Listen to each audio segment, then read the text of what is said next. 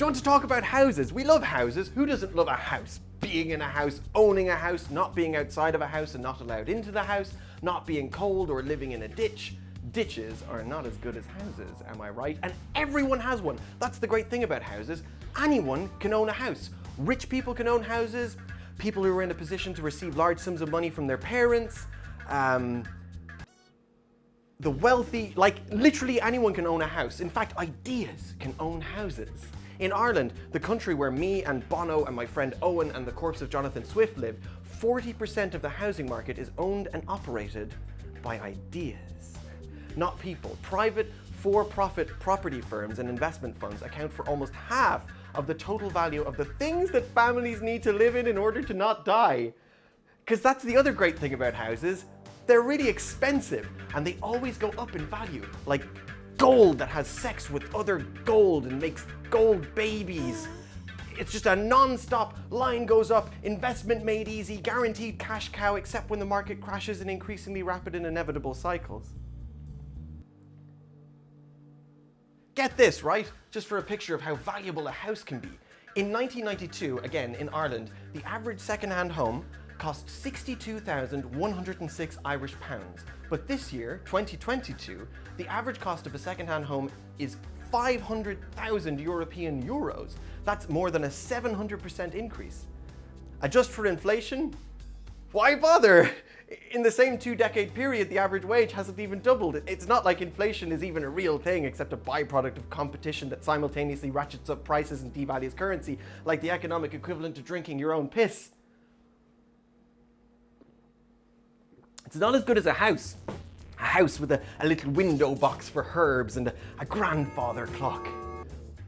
GDP is no good either. It's a deeply flawed and highly interpretable measure of convenience which takes the very specific and exploitative norms of Western capitalism as natural law.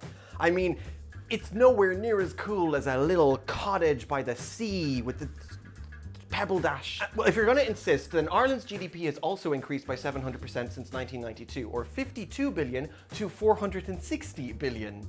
I would just take that with a big old pinch of salt, because Ireland is a tax haven with the attitude of a laissez-faire floozy on the international market, to the extent that 78% of the investment in property in Ireland came from overseas firms and bodies, ideas, not people, and not actually domestic. Not that it should really matter, because who would the Irish people making money from all of these houses be anyway?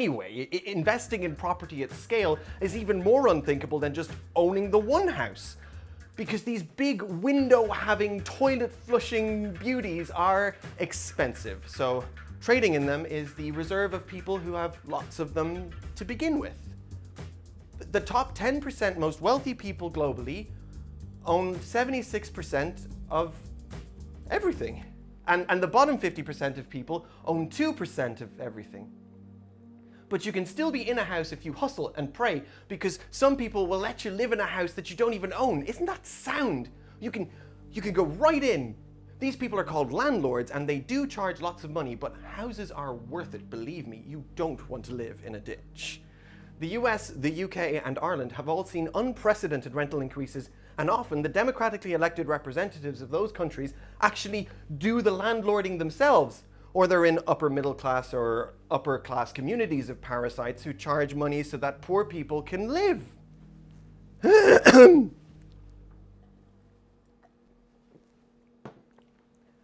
between that and flipping houses for profit and inflating the average cost of a home, or hogging whole neighborhoods and bulk buys and gentrifying to death whole communities of already disenfranchised groups and ethnicities, the established class can actually endlessly exploit basic human safety and dignity for the crack. Right now, the world of making money from big housey boys is exploding. There's a property bubble in Ireland, for example, the country where all of my friends emigrated from because they literally couldn't imagine a future for themselves here. And that bubble is not only rapidly growing to untenable levels and actually prices out even high-income earners, in fact, averages at almost 5 times the average household income, but all current predictions have us set up for the worst crash yet. If you thought houses were good, you're gonna love them rapidly devaluing and moneylenders socializing that loss so that it devastates low and middle income workers who've desperately struggled to get a mortgage. A cycle so predictable that many investors will actually individually profit from gambling on that inevitable crash. I mean, I'm not gonna lie, getting a mortgage is hard. But the good news is, it's easier if you're already wealthy, white, able-bodied, not queer, and have been raised in an environment that takes wealth for granted and thinks of savings and financial management as some kind of self-discovered skill instead of a practice of privilege by the privileged for the privileged. Wait, what is a mortgage, I hear you ask? Well, it's a loan with extra gatekeeping and fewer protections, silly, because the commodification and willful economic mismanagement of homes is the primary tool by which the dividing lines of society are drawn in a world that is just a big shop. It's just a big shop, but we all pretend it's a community and a meritocracy. We pretend that property markets are inevitable and that people are the thing that own houses, but just like with everything else, it's all an artificial game, an invisible ideology, where the idea of profit itself is just stealing the abstract value of a basic thing that we can't not have. And now there are more homeless people in the global north, the developed world, the gated world, the home we built for white people, than ever before. And by now you know I love houses. So homelessness is really just... But that's all just some background we had to get out of the way. Now that we know how it all works, we can just enjoy some houses, which is a really fun thing to do. We don't need to worry about anything. Not really. We definitely don't need to do anything. I mean, houses are beautiful. They have ceilings. And we're supposed to be happy. We're supposed to just like the wealthy, beautiful architecture, the edifice of status and light, the temple of capitalist splendor. Now shut the fuck up, eat your microwave fucking tikka masala, and let's all watch an episode of...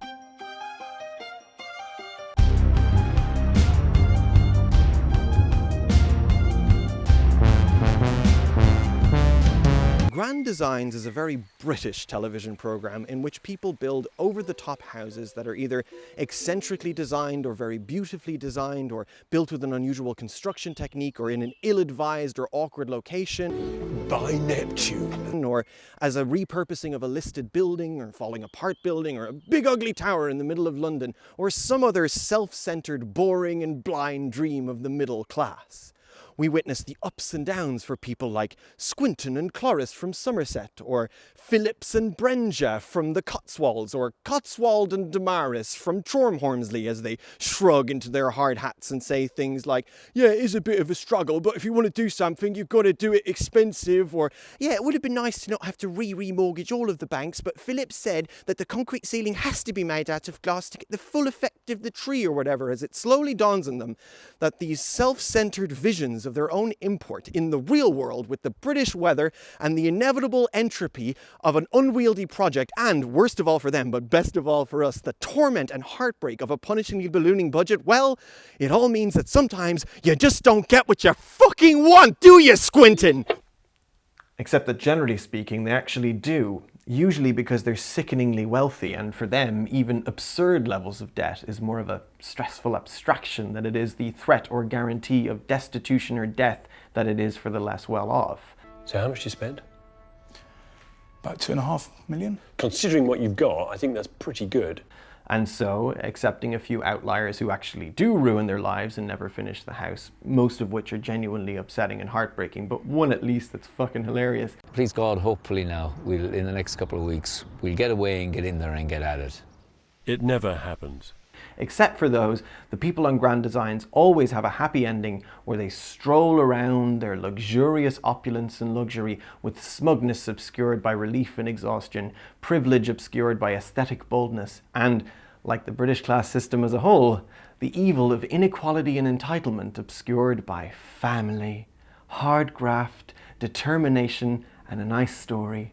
Helping us to contextualize these tense forces of humanity, money, art, and entertainment is the most impressively profound wanker in the history of broadcast television, Kevin McCloud. Kevin is a force of nature. He is to analogy and hyperbole what Joe Rogan is to stoned guy incredulity, that delicate balance so typified by British public figures of over-education and journalistic overcompensation, unchecked self-importance, and a cynical kind of performative silliness, Cruel and probing and playful like Louis Theroux, but awkward and unlovable like Jeremy Clarkson, pompous like Stephen Fry, and disloyal and ethically selective like David Mitchell. He is the patrician of patronization, the baron of bullshit, the aristocrat of alliteration, and I love him, and I hate him.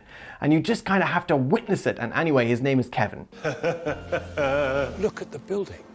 But also in the floor. It looks as though there's a window. Brick-built, pitched-roofed, white-rendered. Hurly-burly, helter-skelter roller coaster. Great big slice of the universe. It is a floating arc of independence. It's autobiographical, crystalline, jaw-dropping showstopper of a building. You've got your moat, you've got turrets and medieval chainmail waterfalls. It's a bit of a tease. It's great. It even comes with its own QR code. Grand Designs is just one, arguably the best one, of a glut of property shows on Channel 4 and such channels. In fact, on the 4 On Demand website, if you tab to the lifestyle genre, 1 in 3 shows is about building, buying, or renovating a house, which it isn't that extraordinary even when contrasted with the fact that only 0.07% of people in the UK ever build their own homes. It's not that silly of a contrast. Television is not, nor has it ever pretended to be, a democracy or even a force for good. Our purpose is to create change through entertainment. We do this by representing unheard voices, challenging with purpose, and reinventing entertainment. Well, okay, but it's still not proportionate, is it? There are, after all, and thankfully, far fewer police in the real world than there are on television. Not that it's not also evil how many police people there are on television, because, you know, all cops are bastards. But I kind of like Grand Designs, honestly. I find Kevin's shtick fascinating and infuriating and always funny. I occasionally really like the building. I find the process interesting. I'm always drawn in by the drama of, will they get the windows installed in time for winter, or will they be able to secure a loan to finish the roof?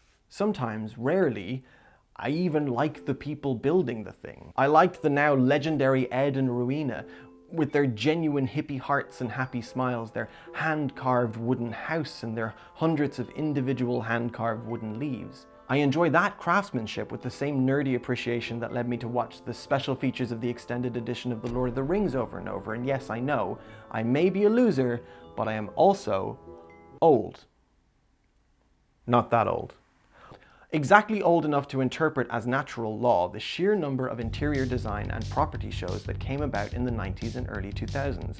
It's not exactly wild speculation to think that the Thatcherite and Reaganomic atmosphere of the 1980s prompted those of the working and lower middle classes to want to elevate their status by way of imitation, consumption, and the illusion of opulence, synthesized through MDF and linoleum.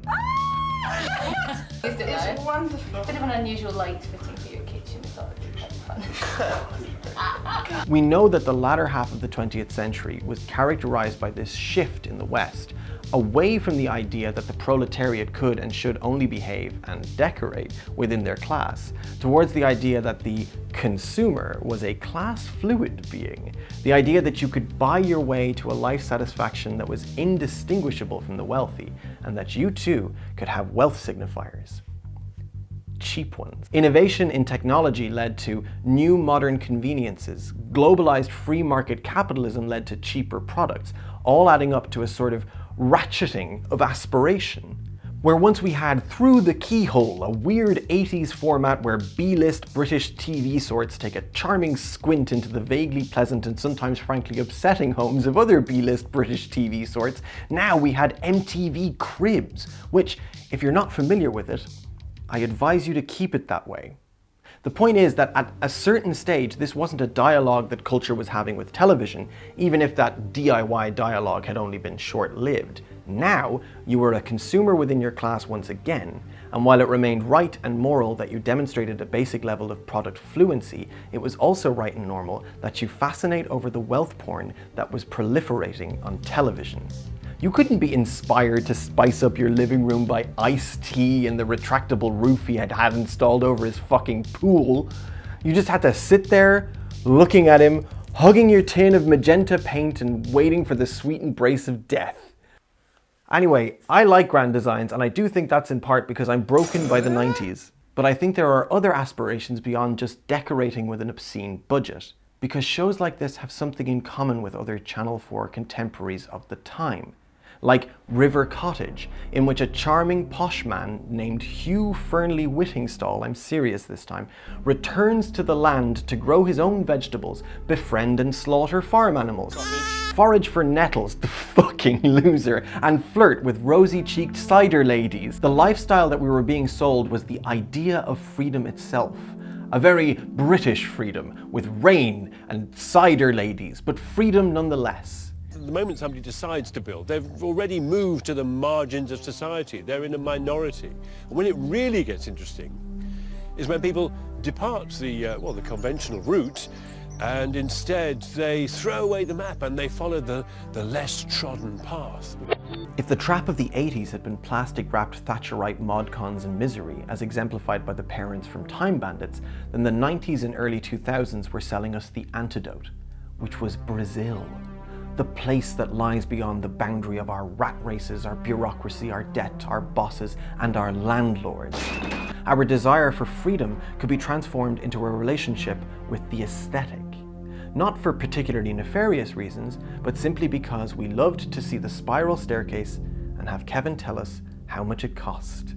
And I do love the idea of being one of the best of those grand designs people, one of the hippies, in a big polyamorous commune, and we can build little cob houses and grow radishes and make the sort of hard cider that if you drink too much you go blind. I want a version of the freedom that Grand Designs is selling, but as sweet and human and of course as that is, I am identifying with my oppressor, not just because I'm Irish and they're all feckin' Brits, but actually because they have the privilege of land ownership, or the privilege of borrowing enough money that not only can they pretend they own the land, everyone else pretends they own the land too. I am vicariously experiencing the joy and justification of wealth. I am experiencing the fear of screwing up being wealthy.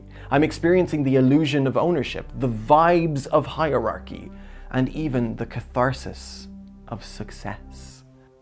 But it's all an illusion. Yes, because it's television, but also because property is theft. At one point, in fact for most of all of time, the land did not belong to anyone. And eventually, and for the rest of all of time, the land will once again not belong to anyone. In the interim, we're in the NFT stage of our conception of Earth. The people who have decided they own expensive things have children who will decide they own expensive things, like big-ass houses with spiral staircases. And those people, especially in Europe, but also in their former colonies, are descended from cunts. Cunts who killed and stole for that land, and then wrote themselves a sneaky cunt receipt. But functionally, how does space, land, freedom, opportunity get transformed, ideologically, into property? The Leftist Cooks is brought to you by Wren. Wholesome leftist bollocks. As a festive... They just... Hello, and welcome to Historical Diphthongs with me. The transformation of land into property is a gradual one. If we look at Europe, there are stages of subdivision and systematization of both agricultural land and of homes.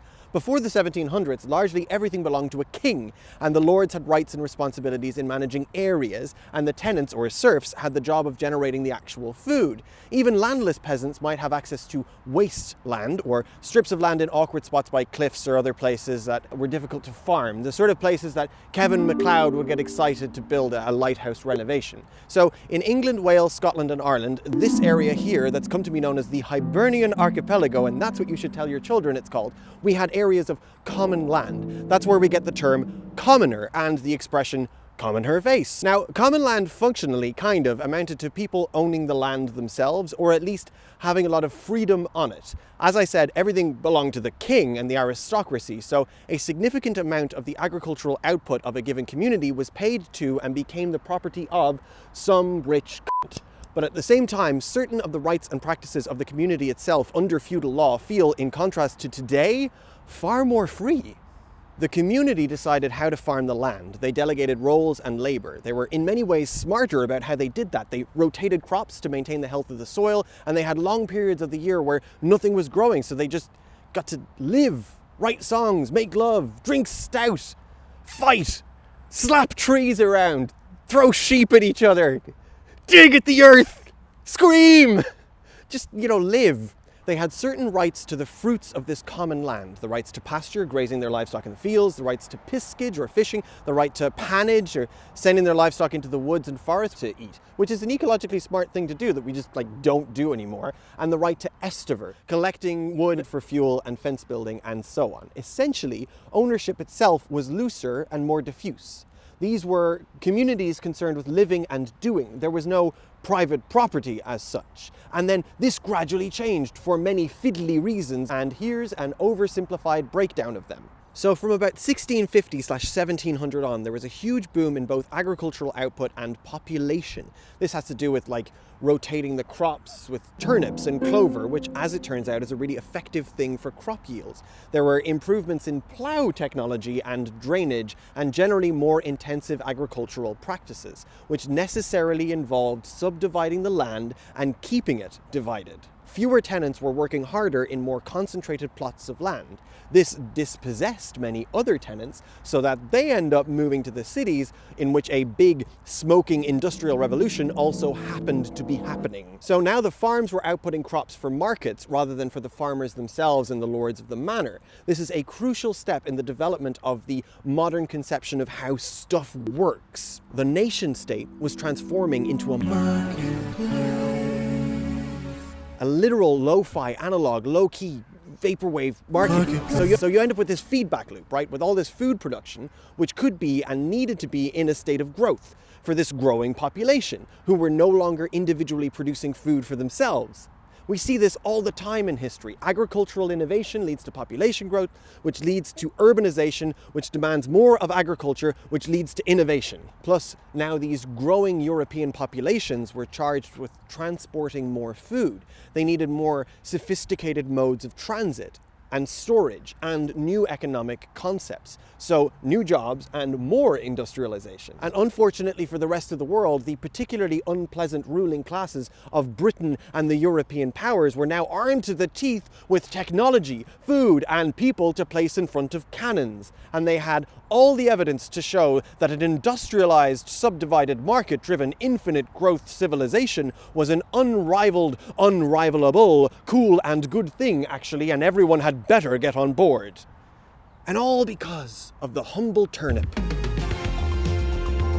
So the enclosure of land over the course of 200, 300 years led to things like the Great Irish Famine, for example, which we've covered before. But basically, the British relegated only small patches of inhospitable land to Irish households, where the Irish could pretty much only farm potatoes, and then there was a potato blight, and then the British stole all the other food, meaning that the Irish population halved through death and dispossession. Enclosure also played a part in things like the industrialization of cities and the ideological concepts of private property, national and international markets, and the role of money in society, and these ideas of collective output and growth in the first place. We see this profound and measurable disimprovement in the lives of many, and this well-documented and celebrated improvement in the lives of others. That's capitalism. Is the alternative that there should be no locks on doors, there should be no fences, there should be no gates, and that everybody should have common ownership of all things? Because that seems to be the suggestion here. Now, as Bean Shart would quickly point out, this is a little unfair. It did create prosperity and upward mobility, it really did, within ethnic and social constraints, of course. It radically transformed and removed the limitations for merchant wealth or new money. It was the birth of the middle class. Those who were already impoverished were kept in poverty, very effectively, and in this interesting way, phenomenologically. Systemically, if you like. Keep an eye on that one. There was functionally no way for a large part of society to move up a class level and own enough capital to exploit anyone else. But those with a bit of money could, through luck and this new concept of entrepreneurship, now make a lot of money. And of course, those with a lot of money could now make a lot of money within ethnic and religious constraints, of course. Trust me, I'm Irish, and European Jews and Roma and, women could tell you a similar story. Crucially, in order to avail of this new European upward mobility thing, you had to have something of the means of capital in the first place. You had to be the right kind of Christian white dude, and you had to be willing to exploit. Because this was not just the birth of capitalism or the middle class, it was also the birth of the private landlord. Industrialization was more than just innovation in manufacturing and engineering and steam. It was an innovation in ideology. Now everything, anything could be part of the market. Anything could be industrialized, could become an industry. Now wealth wasn't quite so tied up in gold, in inheritance, and the land was less of a responsibility as it was an opportunity. It was now property, the property market. Social status had long been the key to who had the basic human freedoms, of course, but now you could trade up to attain more freedoms than before. You could opt in to exploitation in ways that had been impossible before. The abstract wealth existed. The abstract means for attaining that wealth was enough to exist in and of itself. Money was an idea that you could literally live inside. And in the Shire, a young hobbit named Karl Marx is entrusted with the ring because, sorry, this is little more than an entry-level, misleading, one-sided introduction to Marxism, right? The proletariat must seize the means of production and rise up against the bourgeoisie. In a rich man's house, the only place to spit is in his face. The only thing you have to lose is your chains. The alarm has gone off. It's time to piss. Is this all feeling like the sour grapes of impoverished white folks to you yet? Particularly to any Americans watching? During the 1800s, America was being built. What were they building it out of, you ask? Tears. Blood. Evil, mostly. In 1830, President Andrew Jackson signed into law the Indian Removal Act, which led to the relocation by the American government of thousands of native people. 4,000 Cherokees died on a genocidal death march that would later be known as the Trail of Tears. For land, for property, for agriculture, so they could jazz up the place and cultivate it and civilize it. And specifically, functionally, how did they proceed with that cultivation and civilization? Well, in 1862, Abraham Lincoln, Abraham Lincoln, everybody's favorite, I'm Abraham Lincoln, I'm a Republican, I'm Abraham Lincoln, I love to suck cock. The one everyone loves. He signed into law the Homestead Act, which provided that any adult citizen or future citizen who had not laid arms against the USA could claim 160 acres of land for himself or herself. Lincoln was very progressive, for a fee of $10. Be it enacted by the Senate and House of Representatives of the United States of America in Congress assembled that any person who is the head of a family or who has arrived at the age of 21 years and is a citizen of the United States or who shall have filed his declaration of intention to become such as required by the naturalization laws of the United States and who has never borne arms against the United States government or given aid and comfort to his enemies shall, from and after the 1st January 1863, be entitled to enter 1/4 section or a less quantity of unappropriated public. You know all of this.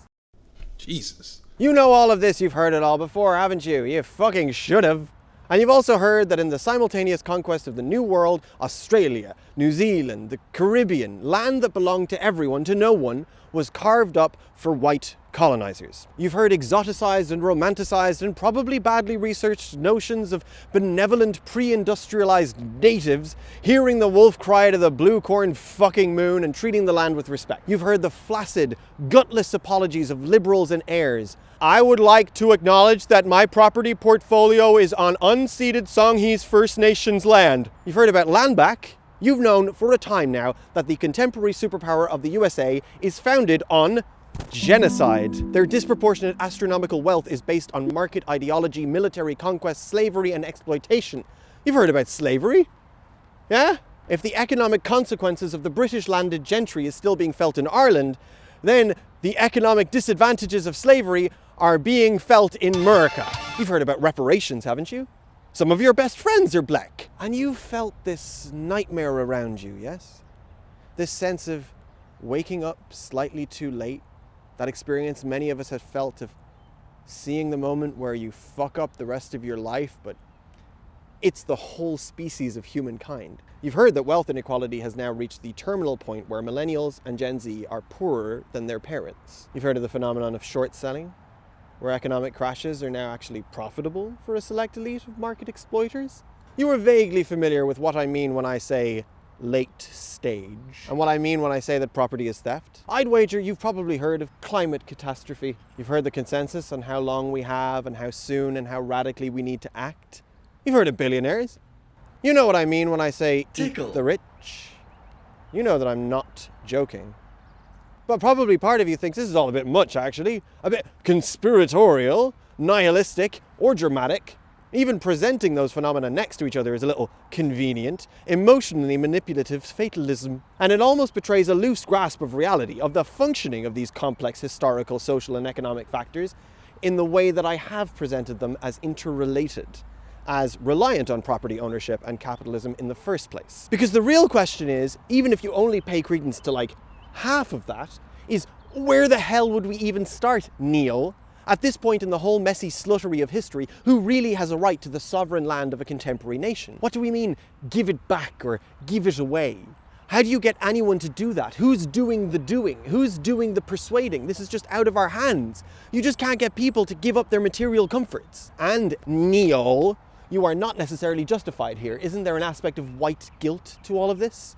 You really think it's going to help anyone if I feel bad about the colour of my skin? You really think, Neilmeister, that it makes you a better person than me because you're embarrassed that you're white? Yes, we're left-wing. Centre-leaning left, at least. We want real radical political change. We need it. But we're not going to get there through material change because that's not what anyone wants, actually. I mean, in your little utopian vision, have you even stopped to consider what happens to Nando's? Just give me a little second here to muster up some radical empathy. Here we see that we identify with our oppressor, and the functional role of politics in the day-to-day of late-stage neoliberal capitalism is to steer the course against market forces of our own creation, interpret them as natural and inevitable, and, at best, offset some of the consequences of the voracious inequality and destruction of it all for optics. We can bear witness to the destruction of the middle class and the annihilation of the humans in the working class by these market forces, but still identify more with the dream of escaping our individual position or the duty of maintaining a status within the structure. In the ruthless libertarian US model, this is done by being hyper-competitive and warlike and cultivating a psychological hegemony so that you have a big middle class dealing in big numbers with big houses and big cars, so they feel very special, but they are also kept completely fucked because they pay big bills and need big insurances, and the barriers to getting out of the fucking place are functionally, financially, socially, and politically overwhelming. In the more sneaky European neoliberal social democracy model, you genuinely have more free social services, and sometimes we even support the unemployed and the disabled to a degree, but also we construct enormous bureaucratic barriers. The mechanisms that the state uses to provide the free services to, satisfy the inalienable rights of its citizens, those can be gutted at a moment's notice and or made hyper-incompetent and dysfunctional so that privatization looks like a better option. Europe also has more codified ideological barriers like class systems and class identities. To act as if you understand finance when you are poor is socially policed. To be opposed to the ideology and consider it such is a socially undesirable quality. And just as an aside, for both systems to work at all, there has to be exploitation of the labor and resources of the poorest places in the world. There must necessarily be the literal theft of the sovereign financial resources of undeveloped countries in the form of debt and manipulation of the value of currencies, wars, and things of that nature. Within a given population, under the identity of American or French or whatever, the state is now little more than a broker between an increasingly abstract market and an increasingly disenfranchised population. The king doesn't own everything, the market does. The worse the material conditions, the more aggressively the market must be protected and appeased. So we socialize losses as if the phenomenon of crashes and price hikes are not simply switcheroos for wealth hoarding. We grumble but tolerate austerity. We let public services die from the inside out, and sometimes we cheer their privatization and the transformation of a right into a product. And then, when it gets harder and material conditions get worse, the state responds with propositions of greatness, of duty, calls to fatherhood and patriotism and stoicism and, often to great effect, fierce and violent opposition to the softness and weakness of analysis, activism, advocacy for equality, and, as we're increasingly seeing, distrust of expertise. True disgust at road disruptions and college protests and soup thrown at paintings. But if we were to identify instead with one another, simply with one another, those who are very poor, those who are working poor, those who are moderately well off but at risk, those whose mortgages and rents cripple them, those who are price gouged by emergent monopolies, those who fear for their children, all of us identifying as one, we might be less threatened by the risk and the cost of change. As it stands, our very lives are little more than capital on the international market, and we are depreciating in value. It may be that the key to this movement that always seems to almost start and then stop, in this historical moment that is life or death for all of us, the key may be simply identifying with the oppressed and rejecting the dream that has been sold to us by our oppressors.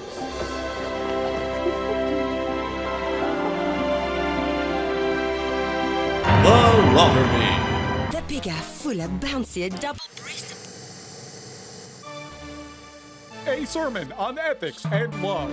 One day, Mel too asked the messenger spirit Saint Gulick to approach the goddess and request her presence for some desperate advice. Shortly afterwards, the television came on by itself, and an ethereal female voice said, "Yes? O Eris, blessed mother of man, queen of chaos, daughter of discord, concubine of confusion, exquisite Becky, I beseech you to lift a heavy burden from my heart. What bothers you now? You don't sound well." I am filled with fear and tormented with terrible visions of pain. Everywhere people are hurting one another. The planet is rampant with injustices. Whole societies plunder groups of their own people. Mothers imprison sons. Children perish. Our brothers war. Oh, woe. What is the matter with that, if it is what you want to do? But nobody wants it. Everyone hates it. Oh. Well then, stop. At which moment, she turned herself into an aspirin commercial and left the Polly and Bee stranded alone with their species.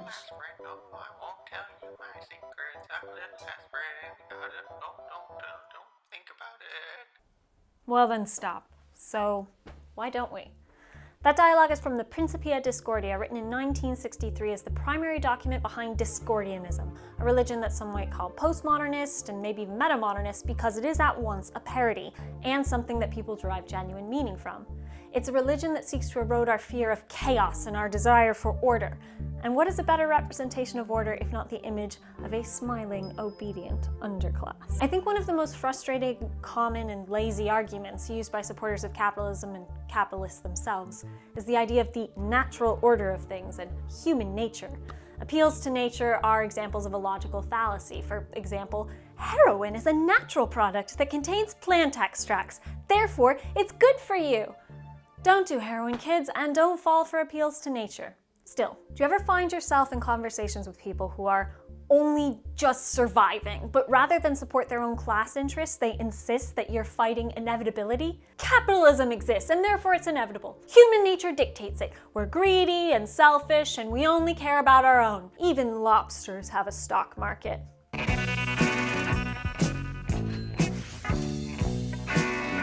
Any question about human nature is not within my remit for one small segment of this video essay. I've always liked Rousseau, who argued that people are fundamentally compassionate, more than I liked Hobbes, who argued that people are fundamentally greedy. But that's a preference and not an argument.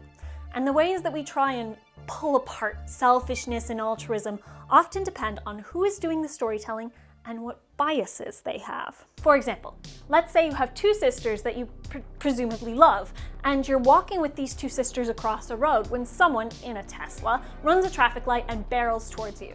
You're on the outside, so you have time to either dive one way, out of the way of the car, or dive the other, pushing your sisters out of the way but placing yourself in the path of the oncoming Tesla. Let's pull in evolutionary biology and say that life is only about passing on your DNA. You pass on 50% with an offspring. Each of your sisters has roughly 50% of your DNA already. Push them out of the way rather than surviving yourself, and you've ensured that two people exist who have 50% of your DNA already, rather than you gambling on producing one person yourself. So if you were to save your sisters, is that altruistic or self-interested? I've heard it argued both ways, but really I find it a very narrow scope as a conception of altruism. Oh well, it's only altruistic if it gives you no benefit at all. Sure, look, help an animal trapped in a trap, that's really only about you, isn't it? Because you feel good about yourself later. Who knows if the animal wanted to be helped? Who knows if anyone besides you is even real? The only charitable action is one that makes you more miserable after you've done it. And if you gain solace in your misery by thinking of the goodness of the act, well then, it is no longer charitable. That's the conversation you want to be having. If we've all got to be misanthropic cons to prove that altruism exists, then I really don't care anymore about defining altruism. Here's an idea.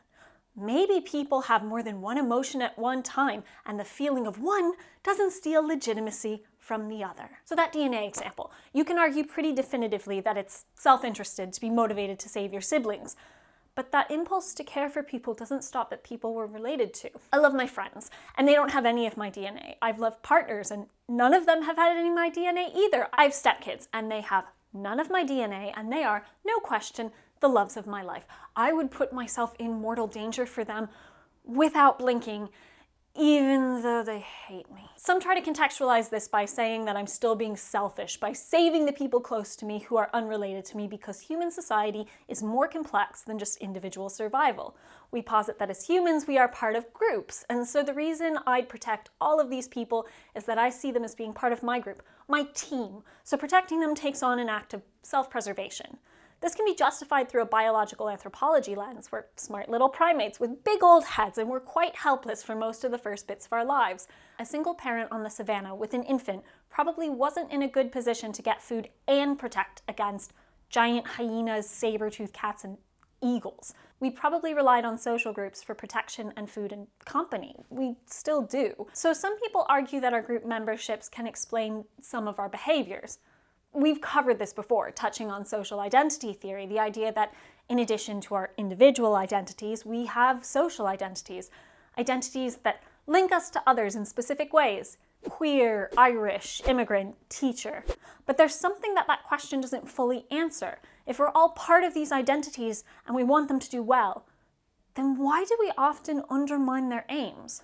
Why do poor people like us often support the status quo, support the very thing that keeps us impoverished, disempowered, subservient, living in shitty buildings with thin windows where, even though we're legally meant to have access to microwaves and fire extinguishers and working smoke alarms, we're really at the mercy of our landlords, and we are afraid to be pests because they could choose not to renew our leases, and we'd have to rip our children out of their bedrooms. And meanwhile, the banking system is a thinly veiled mechanism for creating wealth inequality. The housing crisis continues to get worse, and the people in charge of the ship, government representatives and lawmakers, they are one and the same as the landlords, financiers, and owners of capital.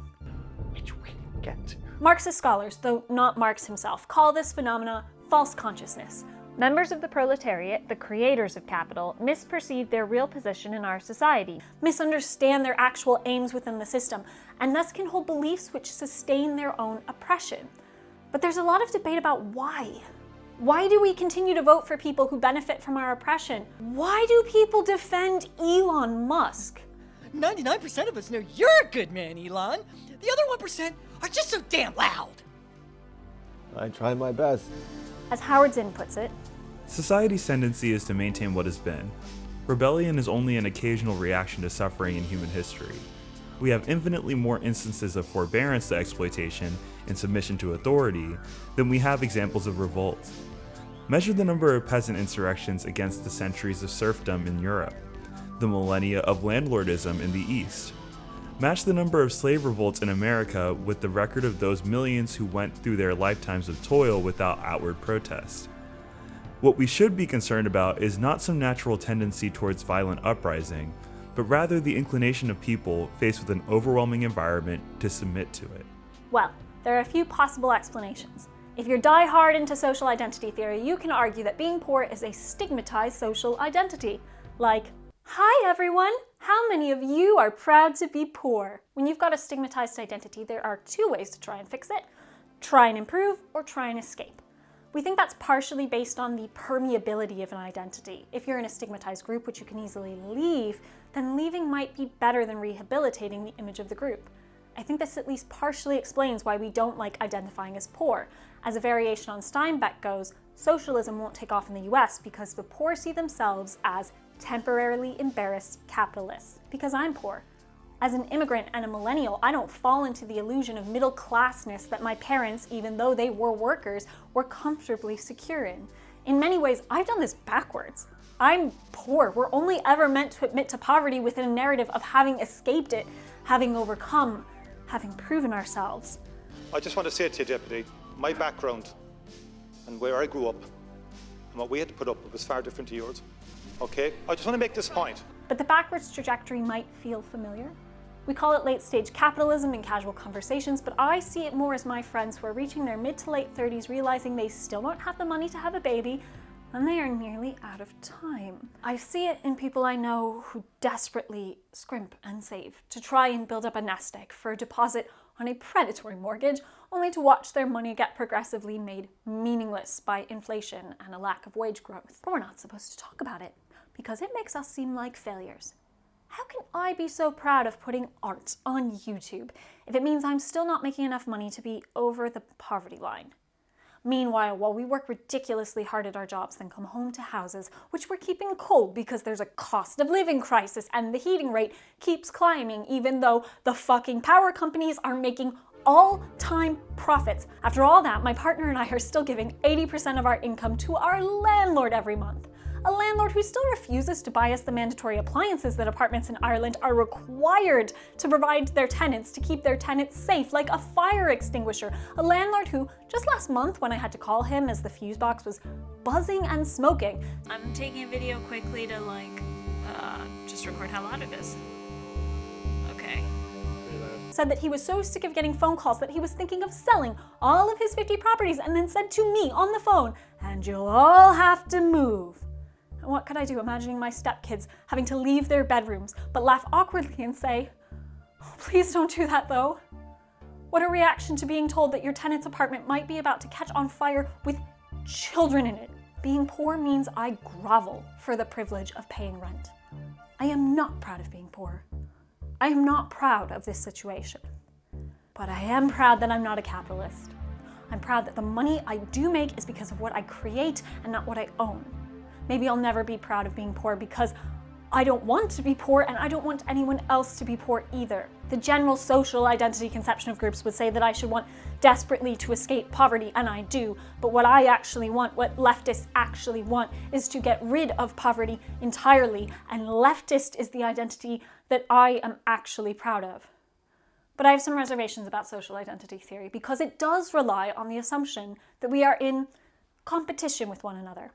And I think it can fall afoul of its own natural order fallacy. Systems justification theory is an alternative that a lot of the social identity proponents find threatening, but I think it might be worth looking at because it was developed precisely to answer the question of false consciousness. Why do people sometimes support the systems which go against their group interests? Why do marginalized people support their own marginalization? It's a massive theory derived from a bunch of scholars. 2 papers, though with the same lead author, summarize first a decade of systems justification theory and then a quarter century of the theory, and they are both 40 pages, and Neil has tried to limit the amount of pages that I have in this script, so I'm going to do my best to focus, but if I'm missing a lot of nuance, blame them. But there are 2 ideas in systems justification theory that really intrigue me. The 2 are the suggestions that 1, members of low status groups will be more likely to exhibit outgroup favoritism on implicit measures than on explicit measures, and 2, as the perceived legitimacy of the system increases, A, members of high status groups will exhibit increased in-group favoritism, and B, members of low status groups will exhibit increased outgroup favoritism. Basically, they're saying that if you're marginalized, you're likelier to support your group when you have time to think about it, but not necessarily when you are making an implicit judgment. And that as a system becomes more standard and legitimate, members of both groups, marginalized and not, will start supporting those at the top.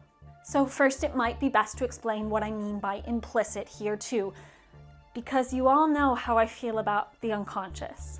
Fuck the unconscious. Implicit stuff is like learning someone's name, like Owen. You meet someone, you learn their name, you become friends, and then when someone says Owen, an image might pop into your head. It's split second, you're not thinking about it.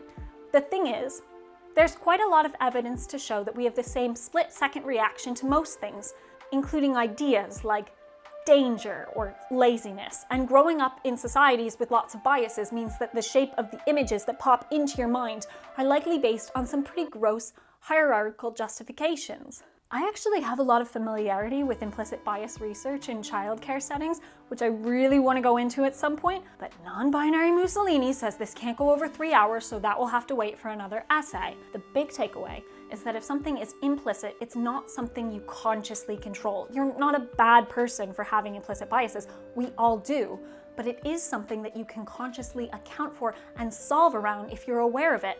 This is a challenge because admitting you have a bias can be really hard to do. I'm not a bigot. Some of my best friends are straight. That last one is funny because I genuinely don't know if I have any straight friends. Owen! But there is a growing body of evidence for the idea of internalized implicit bias, meaning a harmful impression you have about a group to which you belong. That, for example, fat people had a more favorable opinion of average-sized people, or that both American and Chilean Hispanics who have dark complexions express implicit preference for people with lighter complexions, that both Black and multiracial children in South Africa show an implicit favoritism towards white people, and finally, that poor people perceive wealthy people as implicitly more favorable than they do other poor people. One of the studies which demonstrated this tickled me in particular, because while the people in the study were themselves poor, they perceived themselves as middle class. Because, you know. But there's more than one study in more than one place showing this about the biases of people in poverty. One study of Chinese people and USAnians showed that even people who self-report negative ideas about rich people still show implicit positive associations towards them. Another showed that in both Spain and Mexico, the wealthy are humanized while the poor are dehumanized. And funnily enough, separate research shows that the humanization of the wealthy makes us less likely to favor wealth redistribution. So the bias towards rich people as being, I don't know, better people, it happens in rich people and poor people, workers, capitalists, and the workers who misperceive themselves as capitalists. So what chance do we have of eating the rich and making this better? I think the clue lies in the beginning of that second hypothesis. Perceived legitimacy, That is the thing that I, as a marginalized person with a platform somehow, am trying to fight against. This system of capitalism is not inherent. It is not legitimate. Money is a social construct. The idea that land can be owned and sold, that's a social construct too. The first man who, having fenced in a piece of land, said, "This is mine," and found people naive enough to believe him, that man was the true founder of civil society. From how many crimes, wars, and murders, from how many horrors and misfortunes might not anyone have saved mankind by pulling up the stakes or filling up the ditch and crying to his fellows, "Beware of listening to this impostor. You are undone if you once forget that the fruits of the earth belong to us all, and the earth itself to nobody." Boom! That's Rousseau, my other straight friend. Fuck Hobbes. But these are not things which are universal, and even in the places where they are normative now, they were not always normative, and they might not be in the future. Some people clutch their pearls at the idea of us taking away land ownership and redistributing land to all. How could we do that? How could we upend people's lives like that? As if the system we live under now isn't a constant process of violence towards the poor, as if it is legitimate for a landlord to take money from me so that my family doesn't die of exposure, as if the people who own the land didn't get it through theft and violence in the first place. I don't know which theory is correct. I don't know if social identity theory is correct and the way we need to improve our status is to rally around it, call ourselves proletariats and leftists rather than the poor, and feel empowered enough to improve our status. Or if systems justification theory is correct, and the clue to why we fight against our interests is our brainwashing and implicit reactions, and the fact that we share a false consciousness with Squinton and Cloris and Kevin McCloud, and the thing we need to do to fight it is to remember that the rich are our oppressors, and they're only calling for fairness and order and civility now when they're on the top. I started off talking about selfishness, The idea that we only want to help people because we actually like to help ourselves, because hierarchy is inevitable, and if we help another person, it's because we see them as a member of our group. You know that none of that is true, right?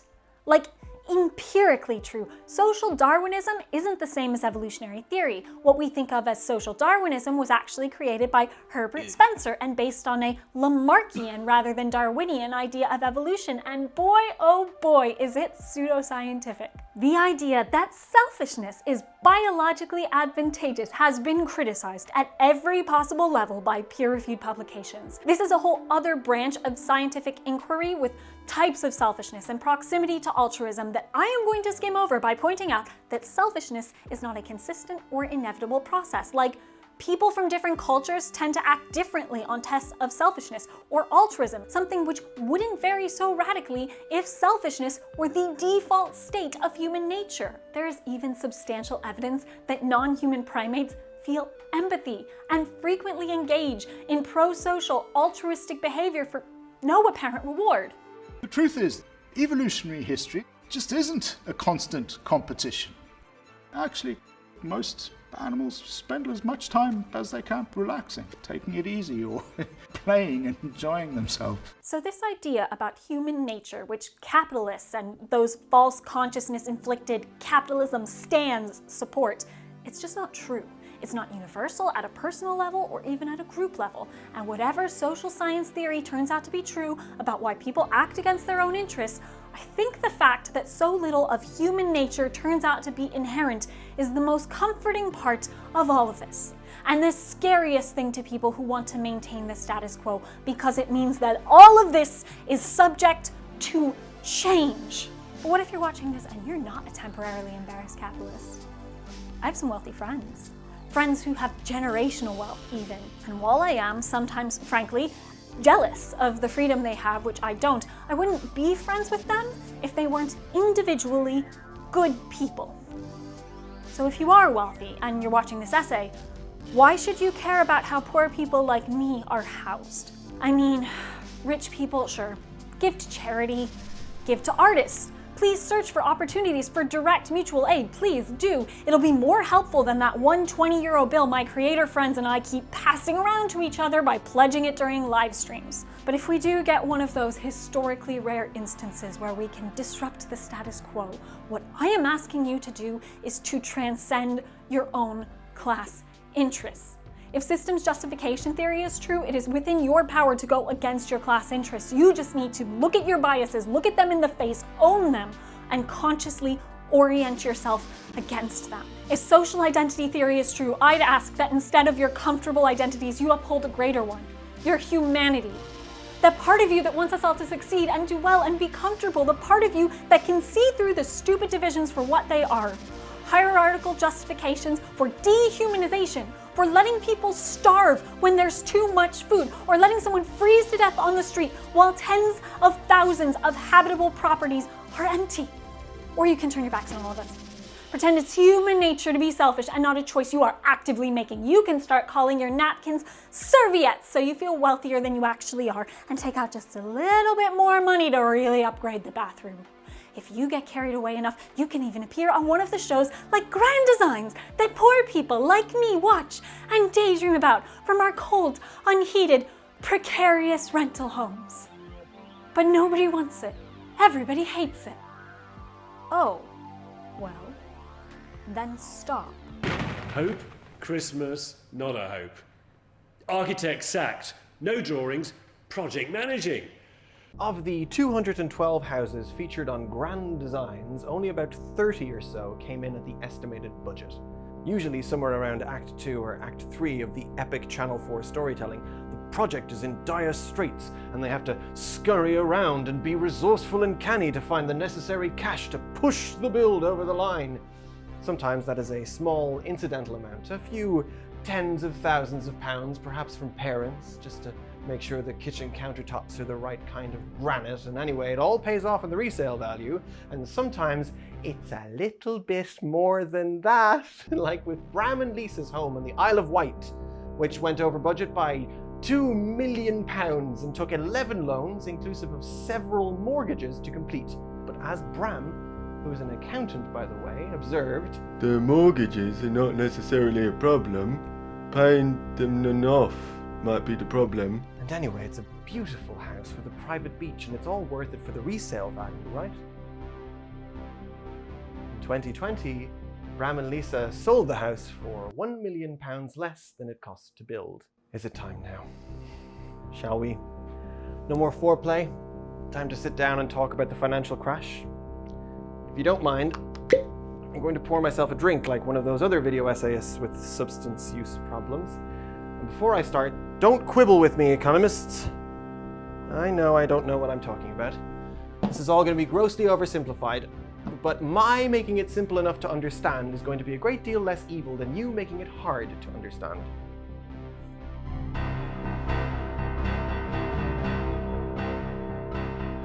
In the early 2000s, a number of features of the US property market were building to a perfect storm of absolute financial fuckwittery. There was a huge increase around 2003-2004 in something called subprime mortgages, but moreover in irresponsible borrowing and predatory lending. You see, a lot of these loans were to low-income families or to people with patchy credit histories. For those of you outside of the US, another feature of the red, white and blue panopticon is how carefully you have to monitor and maintain your borrowing history. Credit history is essentially white supremacy's extra safety net to keep generational poverty a thing. Anyway, a lot of mortgages were issued that had teaser interest rates for the first 2-3 years that were far, far lower than what the borrower would end up paying. They dressed these financial products up in different names and explained with the intention of obfuscation that they would be, for example, tied to the yield on one-year US Treasury bills, with like an added 10% margin. So that in year 3 or 4, that indeterminate increase in your mortgage interest rate that you knew was coming but kind of pushed to the back of your mind is a doubling of your mortgage. Nice man in the suit who seemed to know so much about money had apparently exaggerated your ability to pay off the cost of this second property he had also twisted your arm into purchasing because, as it happens, the tiny rate you were paying in year 1 and 2 wasn't actually paying anything off the ultimate cost of the fucking thing. And the lenders were doing all of this because these mortgages were the ones with the highest commissions. By the way, this is going to get so much worse. So the oily mortgage providers are making their fat commissions on these ticking time bomb loans. Loans that often carried prepayment penalties. So even if you knew that you were sitting on a mortgage that you could only afford now at the Mickey Mouse rate, and you'd only agreed to it because you had no choice, you were the head of a poor immigrant family or the heir to a veteran's debt, you still couldn't make a dent in the fucking thing without incurring penalties that were more expensive anyway. And then, do you know what happened? Do you know what happened then? Do you want to know? You don't want to know. You actually don't. The property bubble burst. Line went down. The resale value of all of these houses plummeted. And the people with these balloon payment loans, who were disproportionately people of color and racial minorities, were, to put it simply, completely fucked. Nearly 250,000 homeowners are in danger of losing their homes. And presumably, so are the lenders who gambled so irresponsibly with so much money. They were also fucked, right? Right? Well, sort of. Lehman Brothers, who were one of the most prolific pushers of subprime loans, did in fact declare a Chapter 11, which is completely meaningless to people outside of the US. Learn to communicate better, America. They did in fact declare a kind of bankruptcy. It was actually the largest bankruptcy filing in the history of the world. It triggered an almost instantaneous 4.5% drop in the Dow Jones Industrial Average, which, if you've ever wondered and don't know, the Dow is the averaged out market value of the top 30 companies in the US, and therefore an indicator of the value of American business. And 4.5% is a big drop. It sent shockwaves across the banking, borrowing, and business worlds, because globally, everyone borrows from everyone. But it gets worse, because the banks were bailed out. The US enacted the Emergency Economic Stabilization Act. They spent more than $700 billion recapitalizing the banks, balancing their budgets, injecting cash into the system so people could continue to borrow. In fact, essentially, what you had was the United States government under George Bush, a Republican president. I think he's a Republican. He's a Republican, right? Do you know how Republicans and American conservatives in general feel about the government interfering with the market? Well, anyway, $700 billion of your taxpayer money, put it into the market, give it to the banks. Really, actually, don't leave the market to its own devices. Absorb a huge amount of the debt that was essentially owed to private investors by banks, but that couldn't have ever been paid by those banks without that injection of capital, because the existing capital of those banks was so heavily composed of toxic assets like mortgages for houses that weren't worth fuck all of what had been charged for them, that couldn't be paid by families because those families could never generate that amount of capital through their labor. In short, economic crashes are what happens when one form of exploitation of the poor is short-circuited by another. That is, manipulating them into indentured servitude is short-circuited by them not being paid enough. That is the essential mathematical truth that all of this kayfabe is obscuring. And economists, you're gonna catch me out here, I did tell a little fib. Your taxpayer money, because there I'm actually leaning into the same misdirection I'm supposed to be criticizing, because it's not your taxpayer money when the United States can just print more money, and there's no problem with that when you're a big military, bully, economic hegemony, coup organizing, socialism toppling, flag-shaped scum state. As Carlos Maza so eloquently pointed out in his latest video, the value of a dollar is the economic power of the currency divided by the total number of dollars. See, the British pound didn't do this because they printed too many pounds or invested too heavily in recapitalizing the Bank of England, at least not in the first instance. It did this because they cut taxes for British billionaires, and that made international billionaires pull their money out of the British parts of the market. Because countries are shops that sell properties, the labor of people who actually make and/or operate things, and promises. They sell bets, likelihoods, or lies, if you like. The United States, through the Emergency Economic Stabilization Act, was doing like a confidence trick here, where by virtue of their power, they could just add a new debt, $700 billion, to their overall international debt, which we will get to, because it still gets worse. Remember I said the lenders were only sort of fucked? The American banks, lenders, and financial institutions were cushioned by that state interference. They were too big to fail. Yes, Lehman Brothers went under. Although the guys who actually worked there, more on that later. If the question is, did the people who knowingly destroyed all these mortgage holders' lives and kind of knowingly destroyed the world economy, did they face any kind of justice? And the answer is, in terms of this practice of predatory lending on a mortgage-by-mortgage basis, litigation didn't yield anything. You couldn't successfully prosecute the fuckers. In order for a mortgage holder to prove that they had been misled and that these loans were in fact predatory, they needed to know enough about finance as to be an unambiguous demonstration of their own immunity to being misled.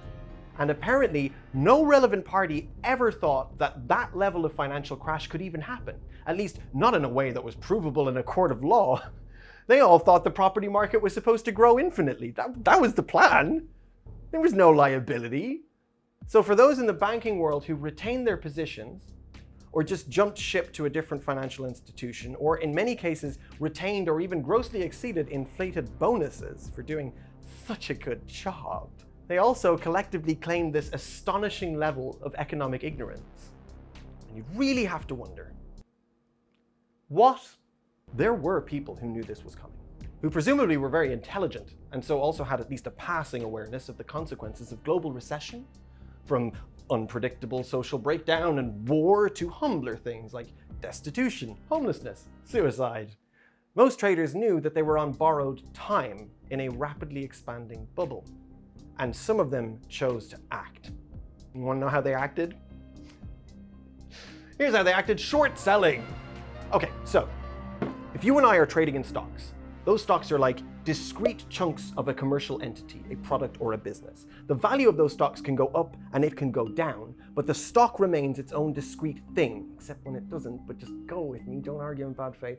Now, if I want to profit from the value of a stock going down, then I can simply borrow the stock, which is a discrete chunk with fluctuating value, and immediately sell what I've borrowed.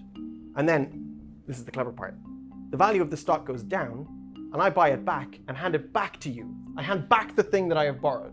There you go. There's your stock. It's worth less than it was a day or so ago. Roughly about, my profit's worth of less, I'd say. That's basically what short selling is, and that is what quite a few people did with these rapidly depreciating mortgages. And yes, there is the status quo financial expert economist argument that short selling didn't cause the 2008 financial crash, but I'm not saying that it caused it, am I? I'm saying that it is an evil that demonstrates knowledge of a crash that was caused by other factors. This is like when Sting says, celebrities with private jets aren't the cause of climate change. Well, we didn't say they were a Sting. What we said was, you're a cunt. That's what we said. Besides, the sort of sophisticated high-end financial products that are available to certain select and elite individuals and institutions can actually switch back and forth between short selling and standard long-term investing. And that kind of milking of value out of the market is bad. If the line goes down, short sell. If the line goes up, invest.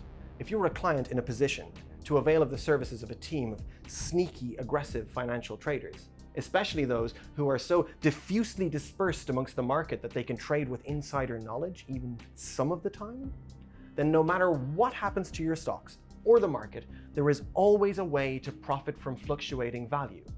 It's not guaranteed, not fully guaranteed, it's kind of fully guaranteed. But there are funds designed to short sell, leverage, respond to global events, buy or sell based on corporate mergers and acquisitions or liquidations. And the sorts of financial products that adapt and morph to remain profitable against all these changes in the market are called hedge funds. And hedge funds did play a part in the 2008 financial crisis. Because, and I told you this was going to be oversimplified, hedge funds don't discriminate against what's profitable and what isn't.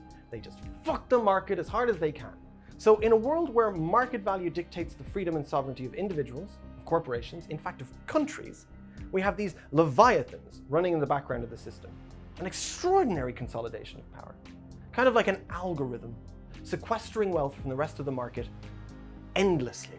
Now, don't you feel like that's exactly the sort of thing that financial regulators are supposed to prevent? Well, you'll be glad to know they do when it's irresponsible. And what does that mean? Well, irresponsible is when the wrong people do it. Hedge funds are the exclusive reserve, because of financial regulation, of the uber wealthy. So if we think back to Bram and Lisa, remember Bram and Lisa? Feels like forever ago. And how they were able to borrow so much in 2015. 2015, which I'm pretty sure happened after 2008. I'm almost certain that was the order it went in. They were able to take 11 loans and several mortgages on top of one another to borrow £2 million, which is almost $4 million at the time. And in 2015, I couldn't have gotten approved for 500 fucking euro, because as much as it is officially objectively designated as irresponsible and predatory to approve subprime mortgages to low-income households, the vast majority of disproportionate lending is actually to middle-class people who are here borrowing as if they're here. Historically, in the US, mortgages were approved based on character assessment. And of course, the first way you check the character of a potential borrower is with their skin color, right? Maybe they're sitting in the chair like a commie, or a gay commie. Maybe I just don't like the cut of their jib. Go home and recut that commie jib of yours and come back when it's not a homosexual. I don't know what a jib is. But this is a description of segregation, right? I mean, there was state-mandated segregation too through federal laws until quite recently. Donald Trump's dad made his fortune keeping out black people, which is this very transparent American form of class warfare. And that class warfare is being fought across all of these structures. Financial regulators gatekeeping hedge funds for the uber-rich is class warfare. Bram and Lisa taking out 11 loans while thousands of working-class Brits lose their homes post-2008 is class warfare. The strength of the American economy and the comparative weakness of other economies after that 2008 crash isn't down to American hard work and gumption. It's class fucking warfare. Because unfortunately, most Western countries, and a lot of the ones in the East and South that are Western if you ask the market, had been taking their economic cues from Uncle fucking Sam. Irresponsible borrowing practices, overpriced property markets, and so on. So this crash rippled across the world. Countries that were essentially shops. Today's the day you're going to understand economics. Shops that sell property, labor, and lies, with banks entirely dependent on way overpriced houses, and predatory mortgages, or otherwise cavalier financial products, and states recapitalizing their banks when it all turned out to be bullshit.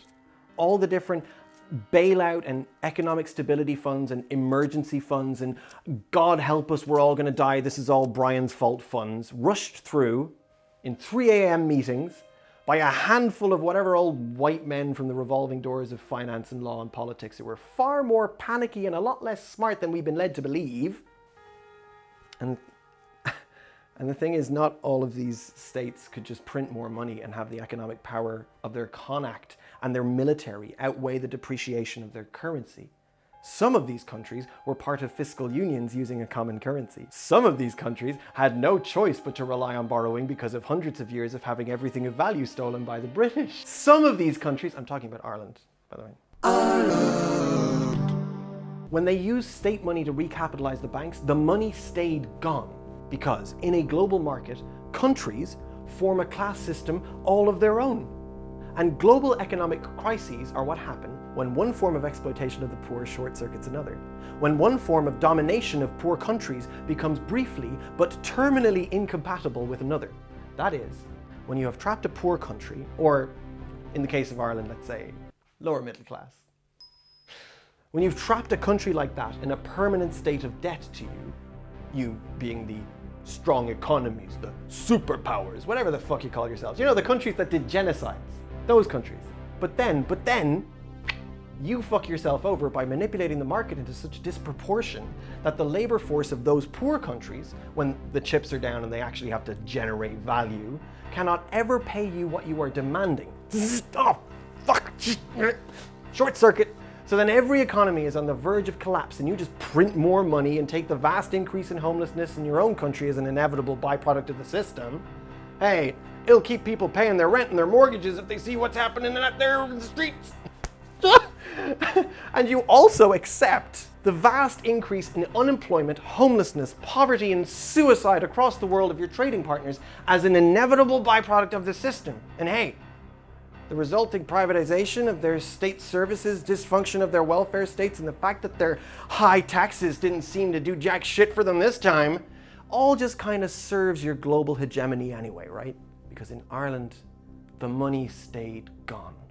Of the 85 billion euro scrounged together by the bog-snorkeling cowboys in the Irish government at the time, 17.5 billion was from various state reserve funds. And of that, 10 billion was from our pensions reserve fund. Pension money that the poorest workers were relying on. Gone to fill a gap in American and European bank gambling money that disappeared because it never really existed in the first place. Oh, well, that's another kind of a fib that you could catch me on. It didn't disappear. That's an oversimplification. And it obscures the real mechanism, which is even stupider. Bondholders were foreclosing on bad debt. That was the mechanism. In the case of Ireland, it's really quite straightforward. The Irish banks had our whole fucking economy in bonds on the international market. And they were overpriced. Largely for the same reasons we've outlined so far, but worse, with a full 10% of our GDP dependent on selling overpriced property to each other. Slightly more, actually. So when the toxic asset cards started falling across the globe, wealthy people and wealthy institutions from wealthy countries were pulling investment and cashing out on those bonds. But Irish banks couldn't actually pay for any of that. Sure, we never had any of that money. There was no money. There was only a price tag on a piece of shit house in Buttevant that nobody wanted to buy because this wasn't any fun anymore. In handling our bailout, we turned to the International Monetary Fund, the European Central Bank, and the European Commission, operating at the time under the name the Troika, just to keep things simple when referring to this sellotaped together financial ambulance. And when I say ambulance, I mean it in the American sense, in that it's the sort of thing that you really need, but you'll be paying for it for the rest of your life. And we sold to them and through them a bunch of state assets. So that was more of the value of the state that was laundered through catastrophe into private hands and international investors, you see? Social housing was sold to private bidders. Vulture funds, as they call them, acquired billions of euros worth of Irish market value. The sort of funds that can buy thousands of mortgages and negative equity, you know, like subprime mortgage lenders. I mean, they're willing to buy them. That's economic. Borrow more international money and impose austerity policies that were strict conditions of the bailout arrangement with our creditors at the Troika. So the Irish people were further impoverished by our inability to be socially mobile or to put aside savings or to have economic opportunities or to set up businesses or to create jobs. All of the things that a healthy economy is supposed to be able to do. So that's our state pension money gone, state assets gone, our national airline, our telecommunications network, and we haven't an arse in our trousers and we've no way to pay for an arse in our trousers, and you'd think that that would be a really harsh lesson, wouldn't you? Wouldn't you? At time of recording, Irish house prices are about 1% higher than at the peak just before the 2008 crash. And interest rates are rising, and inflation is rising, and the economy is slowing, and the political party that was in power when the crash happened are back in power, and on average there are between 4 and 8 broadcast hours of Irish television dedicated to shows about fucking houses. Despite having endured the deathly horrifying consequences of cavalier lending in very recent memory, despite whole nations buckled and humiliated and transformed by recession and debt, despite doing the privatization to make the institutions profitable, enduring the hell as 2 generations now of disenfranchised, helpless, living in our parents' box rooms human beings, despite the record numbers of homeless across the Western world and the rise of fascism and the chaos, despite the fact that it consolidated the American chokehold on the rest of the world and decimated their working class and our working class, and saw the biggest transfer of wealth to the smallest number of hands in the history of the whole fucking world. Despite all of that, we're doing it all again. Property prices are at an all-time high. We are in a cost of living crisis. The coffers of the United Kingdom are in tatters. The US has broken its own record as the most in-debt country with an external debt of $30 trillion. And it just keeps printing money. The plan shows no sign of changing, and there is no captain on this ship. And the house prices are going to collapse, I promise you. Even Kevin McCloud himself is close to declaring bankruptcy on his own property business, but that's just kind of a weird aside I discovered while researching the video. We are fucked! It is coming, I am calling it, we are fucked. This isn't getting better, and a collapse at this exact point, with all of these other crises happening around us, would be so much worse than 2008. And you know what else? It doesn't have to be this way. We could separate the concept of capital from the concept of inhabiting a home. A modest 3-bedroom house in, let's say Cork. Reasonable commute to the city. 2 bathrooms, 3 bedrooms, for a family. And we can propose that all we're concerned with is ending up with a safe and warm and energy efficient house, and that those that actually constructed it, the individual laborers, the project manager and the architect, all were paid for the hours they worked, such that they can live safely and warmly too. No profit, no acquisition of wealth, just being in the safe home, another group being safe in their jobs. Think of it as an advancement in the technology of huts. And in this world, imagine no paying for the land, it's the commons, how about that? And we agree by some ideal means of ecological compromise that this house will have as minimal an impact on the local environment as possible, chemically, structurally, ecologically, aesthetically. And we just pay for labor and pay for materials which we transform by that labor with human ingenuity. And we keep doing that because the intention is to house human beings. And so we get better at it, and we do it to scale. Now we don't have to pay the architect or the project manager every single time, but in batches. And we can get the material costs down. And maybe by using our construction model of worker-owned collectives that aren't monomaniacally obsessed with dividends for their investors, the people providing the materials can also get the costs way down. And ultimately, some kids get to live in this beautiful thing. And they're safe and they're warm. And their parents aren't exploited by the terror of destitution and fealty to the market. Now, in that world, how little would it actually cost to build a house that way? Wouldn't it be a fraction of what it costs in this world? How much of what it costs to build or buy a house in this world on land in accordance with regulations is the expectation of dividends for rich old white wankers who put their money in hedge funds and want twice as much money back every day? It is possible to imagine a housing first model that absolutely increases the real world affluence, quality of life, of you and your children and your friends and their friends and your taxi driver. It is possible to stop imagining what you would do if you won the lottery and instead imagine how many children would sleep more soundly if we fought and won a better world. But maybe you don't want to live in that world. Maybe you don't want to believe that anything like that could or should be an attainable goal, that maybe it's the bad kind of made up for gay communists. Maybe you genuinely think it's better if the house is worth $2 million because that's big. Big is good, the good kind of made up. Because you could trade your way up there by making smart purchases on the market. You could start out with a 1-room apartment in a flooded basement for the low price of whatever the man says. Once you clear your overwhelming debts, that could be you. You can hustle and you can save. You can play the stock market and make a cool 200 euro, and your children will be fine. Someday you'll have them. And they won't need to live with you until they're in their 30s, because you're gonna smart your way out of Palookaville. You're gonna lasso the moon. You don't need avocado toast, you have pears and cream crackers. If the market crashes, that just means the house prices will be lower, and you can get your foot on the ladder of property. You could invest in renewables. They're gonna be big money future. You could be the next Elon Bezos. That's why we can't tax the wealthy, because they'll leave the money country and take all their sweet, sweet hustle business to elsewhere land. And as we all know, that's just not smart business. But you am smart business. That's why you vote for the color that your dad votes. Because money, baby. Sweet, sweet moolah boolah. You're not a peasant. You're not. You're not. You're the king. You're the king. No one owns you. That's why the world is this way, for freedom. For your freedom, because you're the king. You're the landlord. They're not laughing at you. They're not taking advantage of you and everyone you love. Right?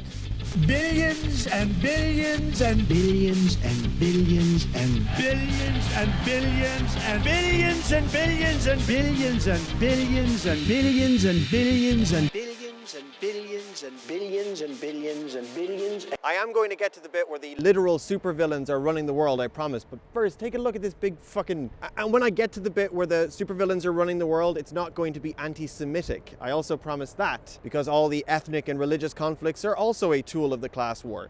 But look at this big fucking house anyway. This right here is a property that, for the person who owns it, it is not profitable. As a result, it is unoccupied, abandoned and neglected, and not being rented out to anyone or sold to anyone, and that's probably not a revelation to you, right?